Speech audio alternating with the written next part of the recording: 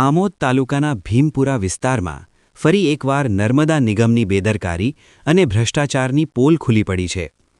1 વર્ષ પહેલાં જ રિપેર કરવામાં આવેલી નહેરમાં ફરી મોટું ગાબડું પડતા હજારો લીટર પાણી વેડફાઈ રહ્યું છે, જ્યારે બીજી તરફ ખેડૂતો પાણી માટે તરસી રહ્યા છે। સ્થાનિક ખેડૂતોના જણાવ્યા મુજબ નહેરના રિપેરિંગ પાછળ લાખો રૂપિયાનો ખર્ચ દર્શાવવામાં આવ્યો હતો, પરંતુ જમીન પરની હકીકત કંઈક બીજી જ છે। જ્યાં કામ થયું હોવાનું કહેવાય છે, ત્યાં જ ફરી ભંગાણ દેખાઈ રહ્યું છે, જે સીધી રીતે ભ્રષ્ટાચાર તરફ આંગળી ચીંધે છે। નર્મદા નિગમ દ્વારા સફાઈ અને જાળવણીના દાવા કરવામાં આવે છે, પરંતુ નહેરોના કિનારે બાવળ અને ઝાડ ઝાંખરનો કબજો જોવા મળે છે। સ્પષ્ટ છે કે દેખાવ માટેના દાવા અને હકીકતમાં કોઈ મેળ નથી। હાલ પરિસ્થિતિ એવી છે કે જ્યાં પાણીની તાતી જરૂરિયાત છે, ત્યાં ટીપું નથી પહોંચતું, અને જ્યાં જરૂર નથી ત્યાં પાણી બેફામ વહીને વેડફાઈ રહ્યું છે।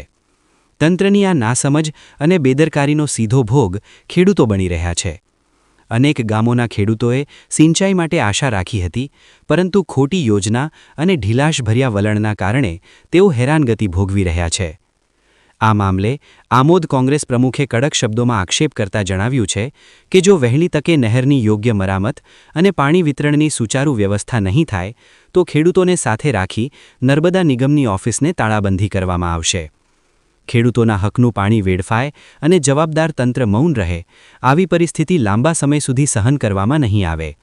હવે પ્રશ્ન એ છે કે શું નર્મદા નિગમ જવાબદારી સ્વીકારી તાત્કાલિક કાર્યવાહી કરશે કે પછી ખેડૂતોને રસ્તા પર ઉતરવા મજબૂર કરશે? સમય છે જવાબદારી નિભાવવાનો, નહીં તો આક્રોશની આગ વધુ ભભૂકી ઉઠશે। Reporter Javed Malek, news today, Amod. હાલ ભીમપુરા માઇનર કેનલ પાસે આપણે ઊભા રહ્યા છીએ। આપ જોઈ શકો છો, 1 વર્ષ પહેલાં ખેડૂતોની લાગણી અને માગણી હતી। ખેડૂતોની રજૂઆતને ધ્યાને લઈ આમોદ તાલુકા કોંગ્રેસ સમિતિ દ્વારા આ જે કેનલમાં ગાબડું પડ્યું હતું તેનું સમારકામ નર્મદા નિગમની ઓફિસે રજૂઆત કરવાથી એ સમારકામ કરવામાં આવ્યું હતું।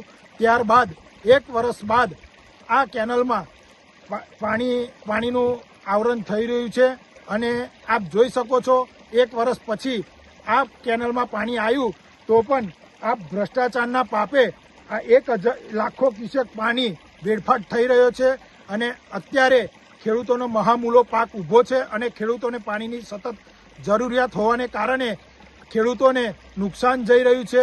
એના કારણે જે નર્મદા નિગમના ભ્રષ્ટ અધિકારીઓ છે તેમને ખરેખર આ પાણી છોડતા પહેલાં આ કેનલનું નિરીક્ષણ કરવું જોઈએ।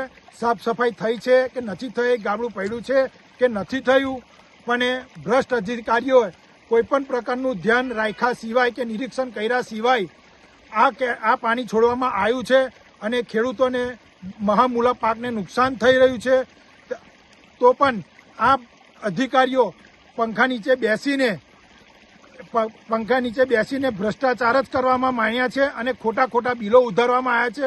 અને અધિકારીઓને અમે શાણમાં સમજાવીએ છીએ કે જો આગામી દિવસોમાં આનું નિરાકરણ કરવામાં નહીં આવે તો એક ખેડૂતની વેદના લઈને કોંગ્રેસ પક્ષ દ્વારા નર્મદા નિગમની ઓફિસને તાળાબંધી કરવામાં આવશે, અને તેની સંપૂર્ણ જવાબદારી પ્રશાસનની રહેશે।